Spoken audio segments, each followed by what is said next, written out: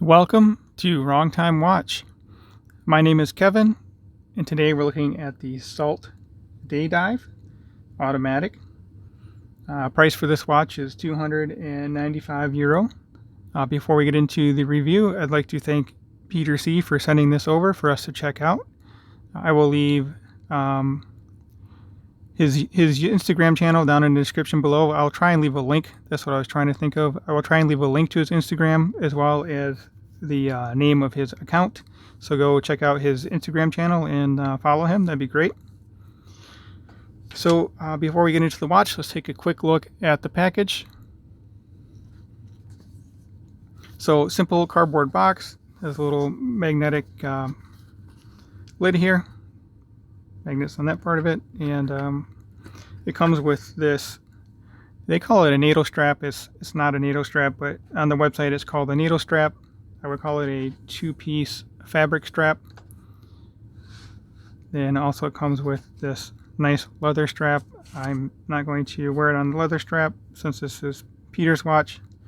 We'll just review it on the fabric strap, which is what I would wear it on anyway. It's a diver or a dive style watch. So let's get the box out of the way here. We'll zoom in on the watch.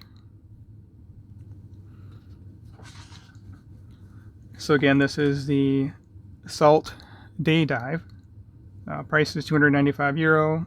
I don't know what that is in US dollars, probably $350 or so. 316L stainless steel. It does have a sapphire crystal.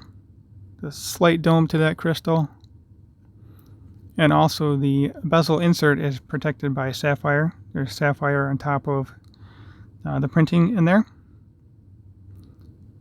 I don't know if that's lumed or not. We will discover that at the end of the video.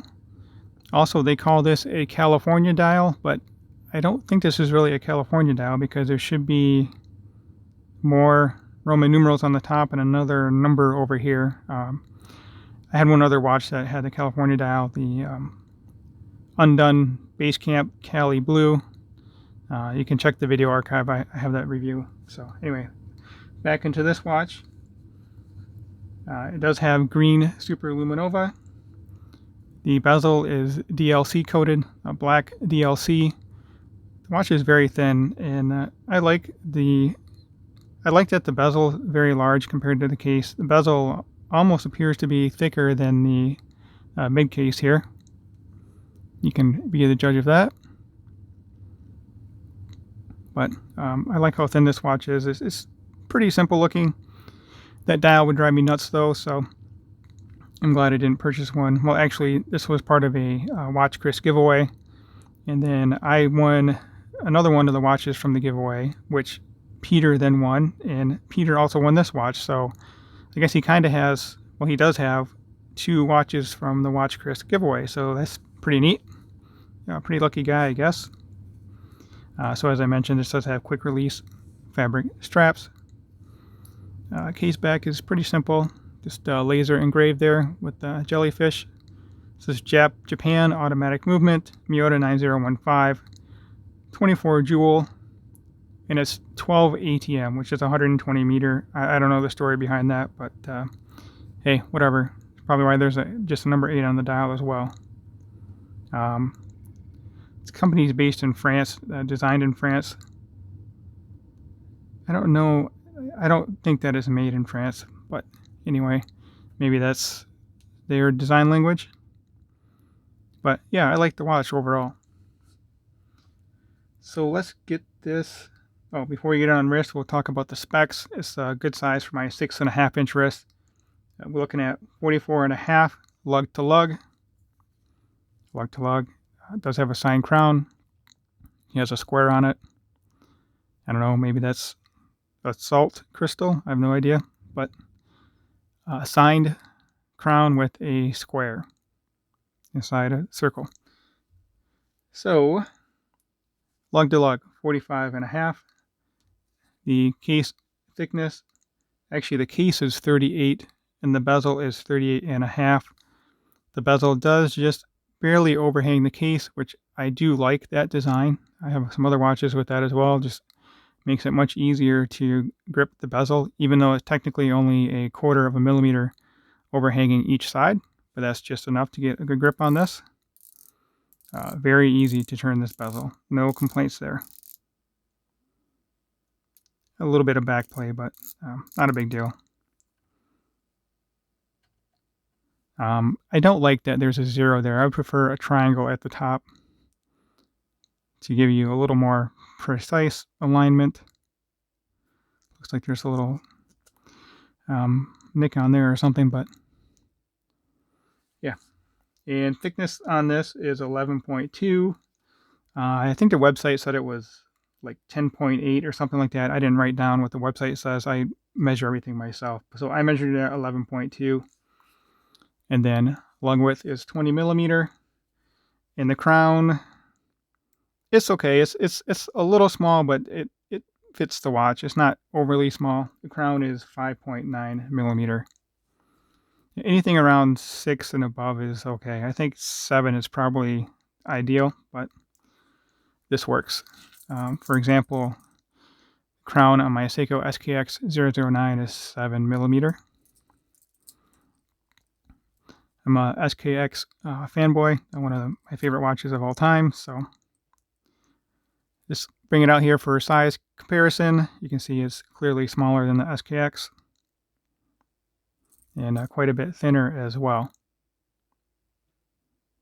One thing I did want to mention about this watch is I noticed the strap does rub on the case a little bit.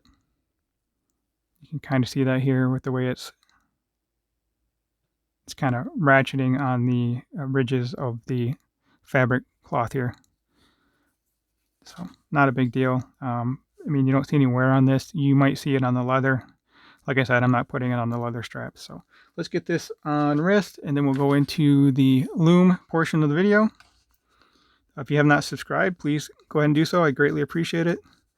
Leave a comment below. Let me know what you think of this watch. And did I say subscribe? Please subscribe. Please like the video. All that good YouTube stuff. Let's move this keeper down a little bit. I don't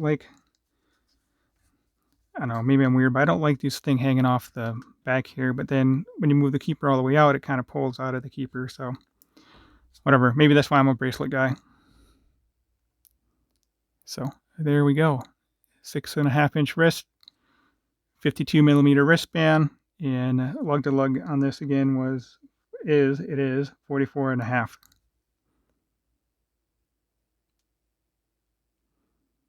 All right, I'll zoom out here and then we can look at the Lume. I'll bring the SKX in for the Lume as I usually do. I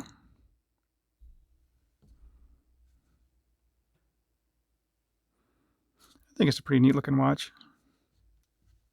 So look from the side. I have not seen another watch where the bezel is the same thickness as the case. Actually, I'll show you another watch just for a minute. It's kind of the opposite of this one. Let me take this off. We'll zoom back in. This is my recent acquisition, Tudor Black Bay 58, but look at how thin that bezel is compared to the case. Just kind of a funny contrast. So, all right, yeah, let me put this down. So I'd like to take a look at that. Okay, let's get into the Lume. Okay, so I switched it up a little bit. I brought the SKX 171 in since it's on a strap, and the other one's on a strap as well.